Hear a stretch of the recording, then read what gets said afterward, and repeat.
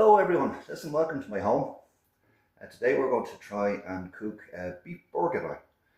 Quite an intensive dish to cook, and if you get it right or half right, it's a fabulous meal. So it's going to be an interesting exercise. It comes in different stages, so I'll have to go off camera for a while and just show you the ingredients.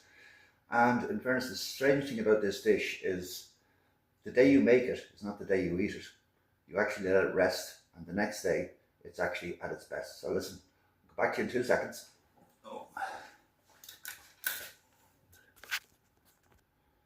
Okay folks, listen, we're in the kitchen. So the appliance that you need to cook this dish is a skillet, which is quite a heavy saucepan with its own lid. And in fairness, this dish can be cooked on the stove or it can be finished off in the oven. It's up to yourself. In preparation, yesterday I bought a pound in weight of chunk beef, and very, very lean beef. The portion here, in fairness, the whole dish here should serve maybe 3 to 4 people. So what I done last night was I put the chunk beef in a jug. I put a half bottle of wine, 2 or 3 cloves, bay leaf, and a sprig of thyme just to let it marinate. We come across to some of the ingredients here. So we have button mushrooms. We have a bottle of red wine. It's recommended use Burgundy. I wouldn't worry too much about it. I have a litre of beef stock. You can make your own if you wish, but it's very much handier to actually just buy it in a packet. We have olive oil, salt and pepper. We have these little guys, which they're pearl onions. They come in a jar, and you just need to make sure when you take them out before you use them, you just dry them.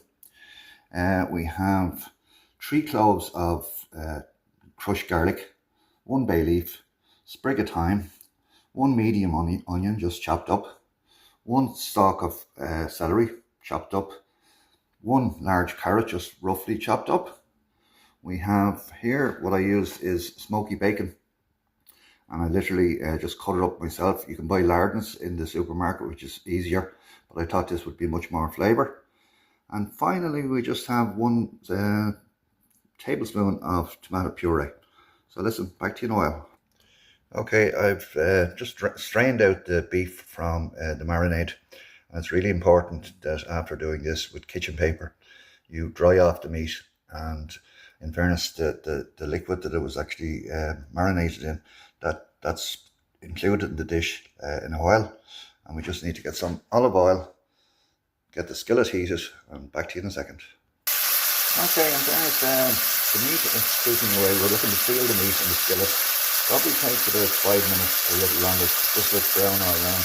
In fairness, you're better off to cook the meat in 2 different batches, or 3, whatever's needed, because you don't want to overcrowd this skillet. And literally when this is the first batch of cooked, I just move it to the side just to a bowl, and then continue equally with the next one. So back in a second.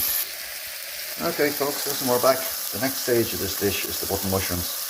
So in the same skillet, we just saute them. It's very important that when we have this done, it'll take a couple of minutes, we set them aside, and we do not put them into the dish until about an hour before the dish will be due to be cooked, because in fairness, the mushrooms are beautiful, and we don't want these overcooked. So back in a second.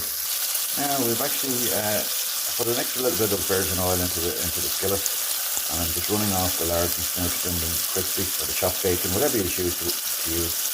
And first, don't worry about measurement in relation to the ingredients of this, other than maybe the liquid measurement. So after a while, nearly everything goes into the skillet. So back to you in a few seconds. Okay, I've nearly put everything back into the skillet, and I'm just going to glaze this for a couple of minutes. And what's left to go in fairness, which I'm holding off on, is the pearl onions. They will go in a few moments, and in fairness, the chopped garlic, and indeed the tomato puree. So back to you in a second. Now, just add the salt and pepper. I gave the pearl onions and the garlic just an extra 2 minutes. So now we're just going to move on to, I suppose, finishing off the dish. So back in a second. Okay, everything's back in the pot, folks. Looking good already. So I'm just going to give this 2 or 3 minutes as it stands, and then I'll sort of add the beef stock and in fairness, the wine that was left over from the marinade. And the beauty about this, as you watch this dish cook over time, you can indeed add more red wine if you need it, if it needs to be sort of liquid up a little bit. Back in a second. Okay folks, listen, we're nearly there. I've now brought the whole dish with all the liquids up to a boiling point, and at this stage I suppose it's decision time whether to continue to cook it on the stove or to put it into an oven. If cooking on the stove, you just literally take it back to a total simmer. And in fairness, if you cook it in the oven, you could cook it at in around 150. It's the time to put the lid on. I dropped in the bay leaf and the thyme, so they just sit on top. And listen, probably see you in a while. Thank you. Whoops. Okay, listen, welcome back everyone. Listen, a day has passed. In fairness, it took in around 4 hours to cook this dish. It's a difficult dish to overcook. And once you know the meat is fall apart tender, you know it's cooked. So I suppose we're moving on to the finishing, presentation of this dish. I have steamed some Golden Wonder potatoes here. In fairness, they're probably the most tasty potatoes you can get in relation to more winter spring type potatoes. And over to the side, I'll just show you. I have a little sort of selection of vegetables that's just going to be cooked in the air fryer. And when the potatoes are cooked, I'm going to pop in this combination of a good big dab of real butter, salt, pepper, garlic. One of my followers, Jackie, in fairness, introduced me to garlic mashed potatoes, which I never had before. Absolutely fabulous. There's about a quarter cup of milk there, in fairness. So, and nice glass of red wine, as there should be. So once the potatoes are cooked in the steamer, I will actually put the milk, the butter, the garlic, salt, pepper into the saucepan, let it heat. I will give it a good mashed with the potatoes thereafter. And in fairness, to make the potatoes really creamy, you get the wooden spoon and literally you pop them around. So listen, back to you in a while. Okay folks, listen, we're just back in the kitchen.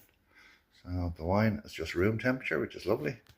And the dish is plated. So here we go, looking really good. Hopefully it tastes as good as it looks. Back to you in a while.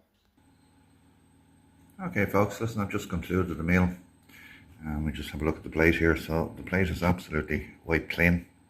And one of the amazing things about this dish, in fairness, is it actually freezes really well and reheats really well. So I've set aside a portion or two that'll go into the freezer, and once you pop it out and reheat it, it's absolutely as good as the day you cooked it.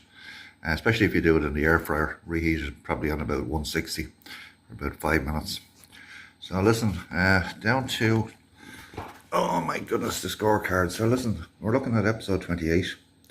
Okay, beef bourguignon and Jackie's garlic creamed Golden Wonder potatoes. So I'll get my pen. So the visual, in fairness, the visual, you know, it was not taking great credit, but it was presented well, which is good. The overall taste was amazing, didn't surprise me. Lovely winter dish. If you come in of a winter's evening to have that dish now served up to you, it will be absolutely spectacular. Value for money. I reckon what I cooked yesterday stroke today was 3 portions, and I reckon they come in at €5 a portion. So listen, amazing value for money. The service, listen, it came from the stove to the table within 3 seconds flat, so I have to acknowledge that one. What a return, listen, as I said before, I live here, so I will be back. So listen, the overall score for that dish, which is a French dish, is maximum 25. It's a no-brainer. It seems a lot of work, but if you get all your ingredients, and in fairness, you have them close to you in hand, and you follow the very simple sort of directions that I gave you, or vary it if you wish, add in different things, vegetables or whatever. That particular dish can go with pasta, rice. I prefer creamed potatoes. So listen, until next we meet, thank you very much. Bye.